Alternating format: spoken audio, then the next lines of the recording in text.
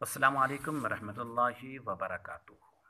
Urdu वज़ाइफ channel में क़ारी मोहम्मद शौकत अली एक नई वीडियो के साथ एक नए वजीफ़े के साथ आप तमाम दोस्तों की खिदमत में एक बार फिर हाजिर है और अदब से सलाम अर्ज़ करता है। उम्मीद करता हूँ कि आप तमाम लोग खैर आफ़ियत से होंगे, खुश और खुर्म होंगे। दुआ है अल्लाह तबारक व तआला आपको खुशियाँ अता फ़रमाए, हर किस्म के दुखों से तकलीफ़ों से महफूज फ़रमाए, आमीन। आज की इस वीडियो में वो लड़के और वो लड़कियां, नौजवान लड़के और नौजवान लड़कियां जो अपनी पसंद की शादी करना चाहते हैं, उनके लिए एक मुजर्रब और लाज़िवाल तोहफ़ा लेकर हाज़िर खिदमत हुआ हूँ।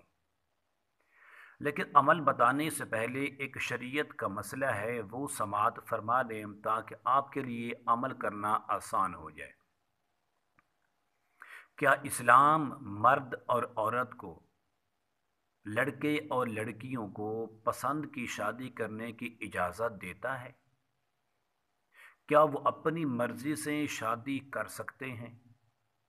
अपनी पसंद की वो शादी कर सकते हैं?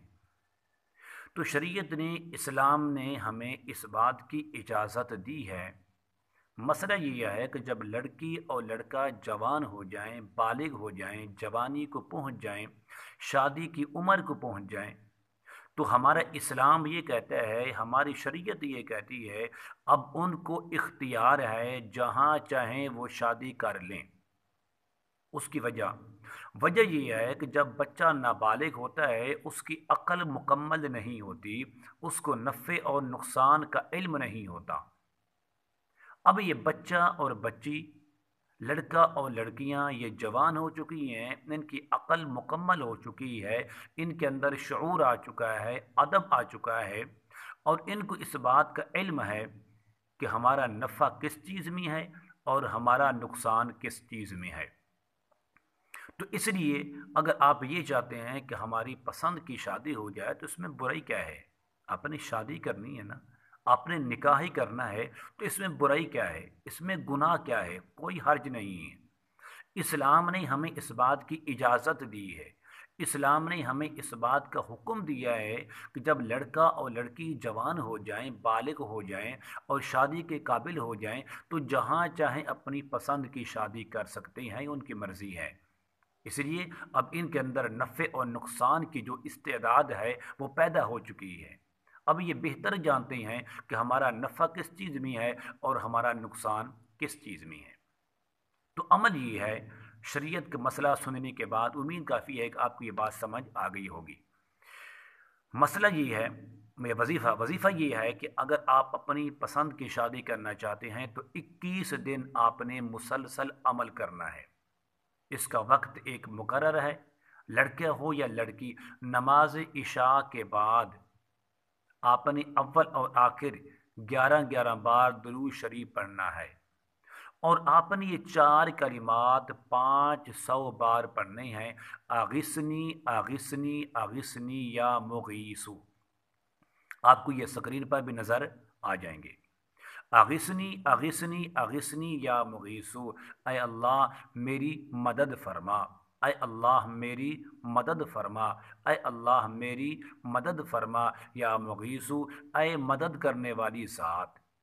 हमने ये पढ़ना है, और दौरान अमल अमर करते हुए आपके दिल में, आपके दिमाग में, आपकी फ़िक्र और सोच में कि जिस मकसद के लिए, जहाँ जहाँ आप शादी करना चाहते हैं, उस मकसद को सामने दिल में तसव्वुर करके, ख्याल करके करें।